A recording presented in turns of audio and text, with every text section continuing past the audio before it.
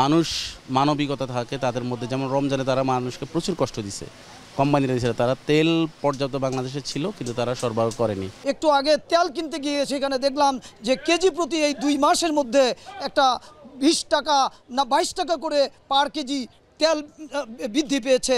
যেখানে আমি গতকাল গিয়ে আমি দেখলাম বাজারে কোনো তেলই খুঁজে পাওয়া যাচ্ছে না, যেখানে আমি হতাশ হয়ে গেলাম। পরিশেষ উপায়ন্ত না পেয়ে আমি ঘাইন থেকে সর্ষের তেল কিনে, যেটা আমরা অভ্যস্ত না, সেই তেলটা কিনতে বাধ্য হয়েছি এবং আমার পরিবারকে গিয়ে বলেছি যে এটাকে হিসাব করে কোনোভাবে খাও, যেহেতু বাজারে কোনো তেল পাওয়া যাচ্ছে না। তখন আমার স্ত্রী তখন সেই হতভাগ হয়ে গেল, আতঙ্কায় বলল তাহলে আমরা কিভাবে আমাদের পাক চালাবো সেটা বুঝতে পারছি না। এরকম প্রত্যেকটা জিনিসেই যখন বেড়ে চলছে, সেই থেকেই আমার এই হতাশার কথা আপনাদের কাছে উপস্থাপন করলাম এবং আপনাদের সহযোগিতা চাইলাম। এবং যারা আজকে ক্ষমতায় আছেন তাদেরকে অনুরোধ করছি এই অবস্থা থেকে আমাদেরকে পরিত্রাণ দেন।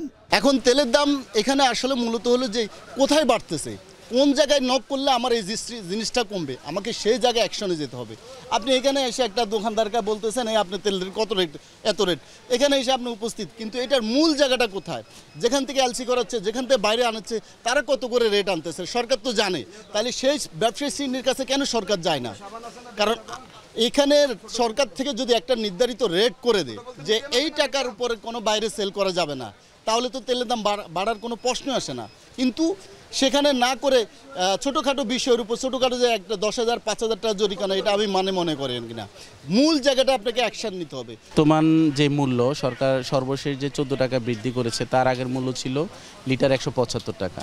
সেক্ষেত্রে আমরা হচ্ছে 850 টাকা 860 টাকা এরকম সর্বোচ্চ সেল করেছি, কিন্তু এখন তারপরে 14 টাকা লিটার প্রতি বৃদ্ধি করার কারণে বর্তমানে মূল্য এসে দাঁড়াইছে প্রত্যেক 5 লিটারে 900 থেকে 915 টাকা 20 টাকা। 2 লিটার 375 থেকে 380 টাকা। পূর্বে 2 লিটার ছিল 348-50 এরকম ছিল, আর 5 লিটার ছিল 850 টাকা পূর্বে।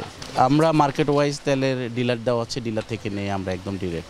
ডিলাররা দাম বৃদ্ধি করার কোনো এখতিয়ার নাই, দাম বৃদ্ধি করবে কোম্পানি। তো ডিলাররা হচ্ছে 3600 টাকা বিক্রি করলে আমরা সর্বোচ্চ 3620 টাকা করে বিক্রি করতে পারি পার কার্টন। সেক্ষেত্রে 900 টাকা 5 লিটার কিনা 905 টাকা বা 910 টাকা আমরা বিক্রি করে থাকি।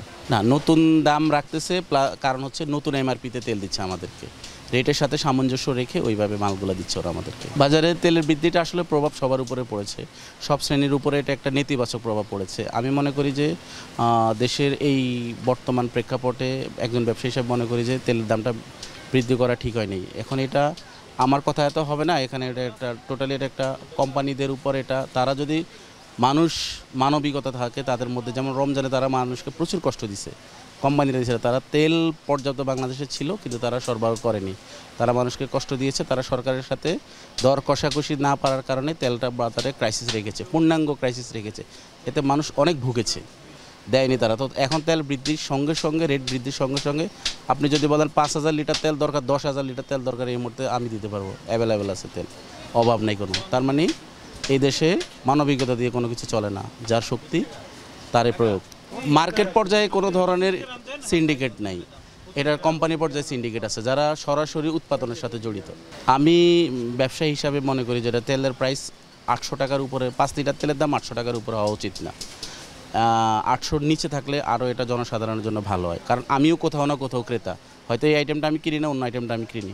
সেক্ষেত্রে বাজারে যদি মূল্য ভারসাম্য থাকে বা নিম্নমুখী হয়, সেক্ষেত্রে সবার জন্যই ভালো, এটা আমাদের সেল বাড়া বেশি হয়, তারপর হচ্ছে প্রফিট একই রকম থাকে, কিন্তু সেক্ষেত্রে আমাদের ইনভেস্ট কম লাগে, এতে ব্যবসায়ী সমৃদ্ধি হবে মূলত আমি মনে করি। মানুষও কিনতে পারবে বেশি, মানুষের প্রয়োজন অনুযায়ী, ভোক্তা তার চাহিদা অনুযায়ী সে ক্রয় করতে পারবে। মানুষ হিসেব করতেছে, খরচের ইয়েটা কমাই দিছে, যেমন আগে 5 লিটার যদি 1 মাসে যেত, এখন চেষ্টা করে সেটা 35 দিন 40 দিনে ব্যবহার করতে, কারণ দাম বৃদ্ধির কারণে তো মানুষের অন্যান্য আনুষঙ্গিক আয় বাড়ে নাই।